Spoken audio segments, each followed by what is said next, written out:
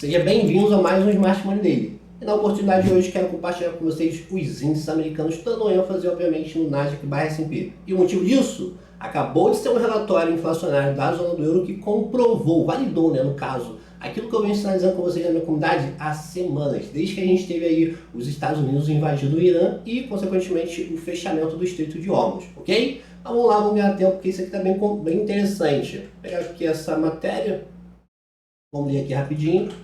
Ó, isso aqui que eu venho sinalizando para vocês há semanas, finalmente começou a entrar em vigor. A taxa anual de inflação da zona do euro acelerou para 2,5% em março, a maior desde janeiro de 2025, em comparação com 1,9% em fevereiro e previsões de 2,6%. Galera, olhem isso daqui, ó. De fevereiro, mês passado, para março, este mês, que finaliza hoje, inclusive, dia 31, a gente teve um aumento na inflação da zona do euro de 0,6%. Isso é uma coisa muito forte.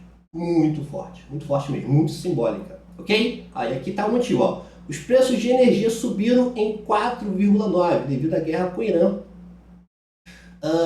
Excluindo a energia, a inflação foi de 2,3%. Né? Enfim. O que eu quero dizer com essa matéria aqui da zona do euro? Esse mesmo cenário vai impactar a Libra, vai impactar o dólar, vai impactar o iene, vai impactar todas as moedas, porque é um contexto global. Se eu consigo ter essa expectativa, criar essa projeção futura de que a inflação global vai estar subindo, automaticamente eu preciso lembrar de qual era a postura das políticas monetárias, principalmente das principais, como por exemplo os Estados Unidos.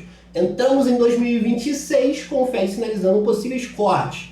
Provavelmente já não vai haver mais corte em 2026. Literalmente. Porque se a gente ter um movimento como esse, igual aconteceu na zona do euro, no range americano, não tem margem para o Fed cortar juros. Literalmente. Tá? Não, literalmente. E lembrando que a gente não pode esquecer, ó, esse price dos índices, a gente estava negociando até pouco tempo atrás, ó, uma ATH.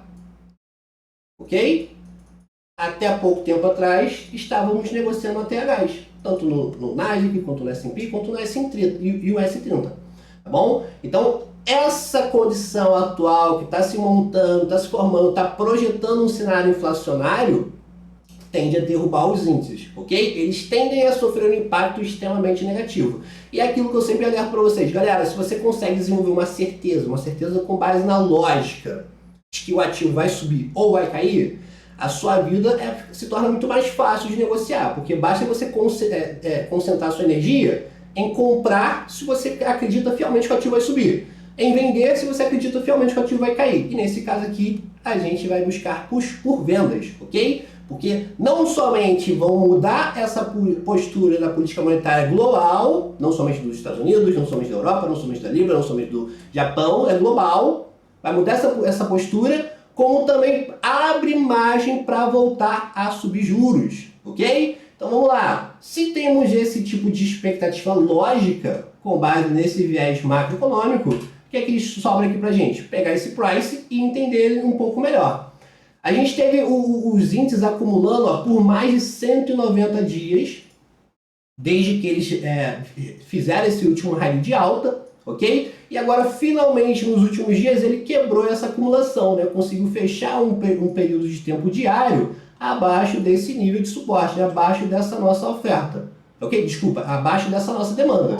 Finalmente, isso quer dizer que eles podem acelerar? Não acredito que eles vão começar a acelerar agora, porque se a gente for olhar aqui o gráfico de futuros, vocês vão ver que pelo valuation a gente já se encontra bastante desvalorizado em relação ao dólar e aos bonds americanos.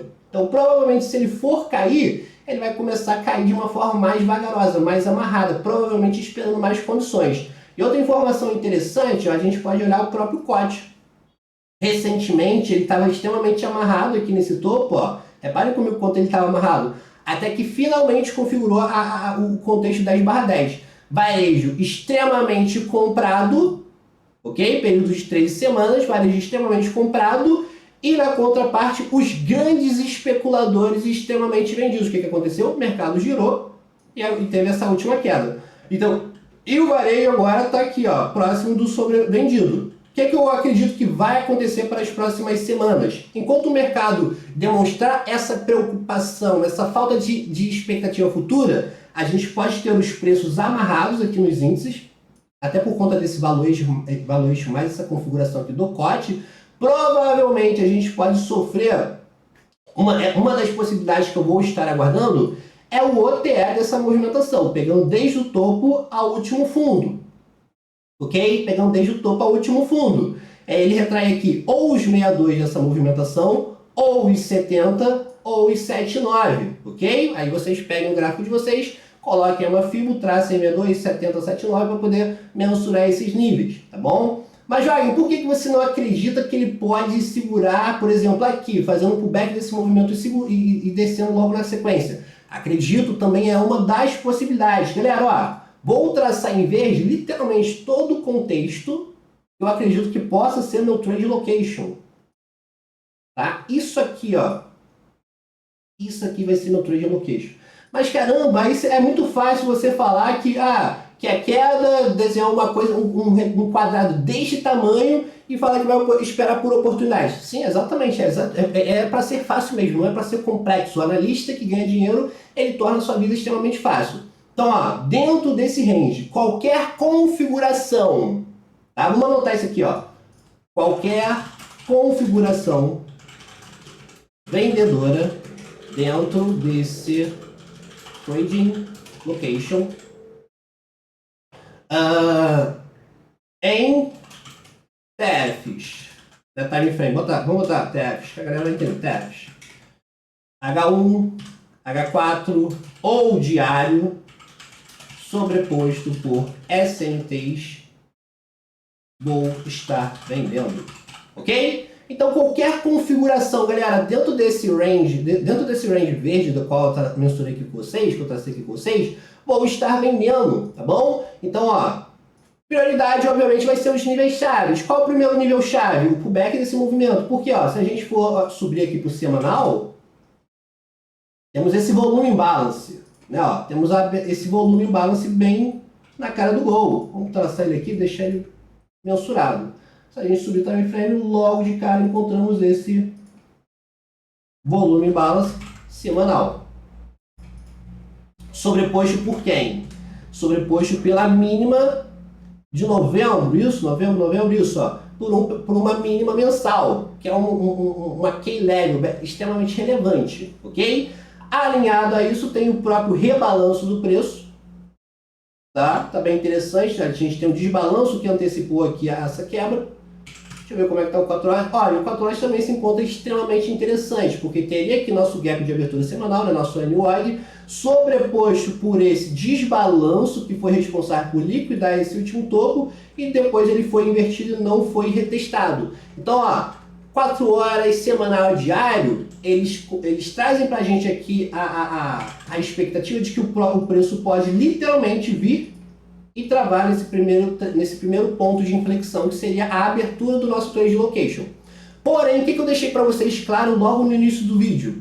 Que a gente tem uma configuração não tão favorável aqui, de acordo com o nosso valuation. A gente já se encontra bastante desvalorizado frente aos bons e frente ao dólar. O que pode reconfigurar isso aqui, fazer com que essa movimentação do valuation venha subir aqui por 50%, ou quem sabe até ficar sobrecomprado no curto espaço de tempo, seria de fato a gente ver observar essa inflação inflacionária global, principalmente nos Estados Unidos, subindo de uma forma fortíssima e, consequentemente, os bons, né, principalmente a curva longa, se abrindo e se valorizando muito. Aí faria com que a gente ficasse bastante inflacionado em relação ao dólar e aos bons, ok? Seria algo que poderia desconfigurar isso aqui. Mas caso essa configuração venha se mantendo, ela pode estar sinalizando para a gente que ele pode não somente fazer esse OTE, né, 62, conforme eu já sinalizei para vocês, 62, 70, 79, ou caso ele insista na queda a partir de agora, vai ser uma queda mais vagarosa, ok? Mas, Wagner,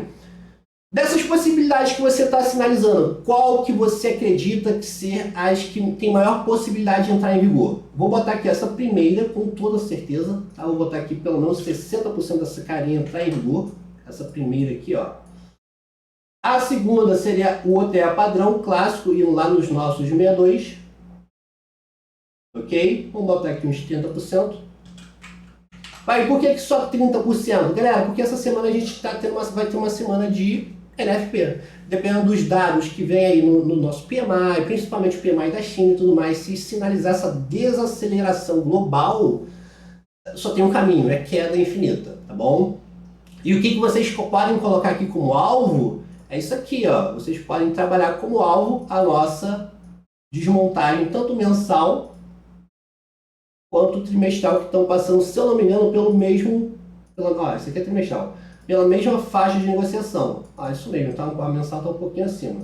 Então, a gente teria esses níveis aqui como nossa referência de take profit, tá bom? Tem bastante coisa. Eu acredito fielmente que ele venha buscar esse trimestral para quem sabe voltar a subir, tá bom? É um range muito grande, é uma entrega bem interessante para a gente acompanhar e, consequentemente, tentar surfar, beleza? Então, ó, 60% para esse pullback, 30% para ele fazer o OTA e o restante aqui, ó, vou botar aqui os outros 10%, isso 90%, vou botar os outros 10%, para caso ele tenha interesse em fazer um movimento mais sacana, né? Porque isso aqui trollaria bastante a galera. A gente teria muita gente desistindo dessa venda e quando boa parte do público desistisse da venda, ele voltaria com tudo na cara de todo mundo.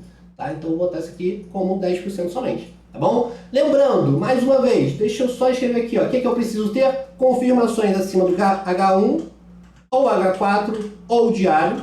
Qualquer setup vendedor plotado no H1, H4 ou diário dentro desse nosso trade location, sobreposto por SMT, é digno de atenção, ok? Aí você espera a sua confirmação e dá-lhe. Galera, literalmente, é o contexto que eu mais vou ficar otimista para as próximas horas, para os próximos dias e quem sabe para as próximas semanas e meses. Está muito interessante e não tem coisa melhor do que você surfar um cenário como esse que está extremamente correlacionado com a macro. Tá muito perfeito aqui e vocês vão ver. Ao longo das próximas semanas, esses caras vão dropar brutalmente, ó. E outra informação que eu já estava até esquecendo é a própria sazonalidade. A gente tem uma boa saldo de queda, ó, que vai até quase o final de abril e depois disso ela fica lateral, corroborando 100% aí com a nossa expectativa lógica. Lembrando, tá muito interessante. Recomendo e aconselho fielmente que vocês coloquem isso aqui no radar e venham acompanhando agora nas próximas horas e nos próximos dias. Beleza? Tamo junto, não esqueça de deixar aquele likezão e até a próxima.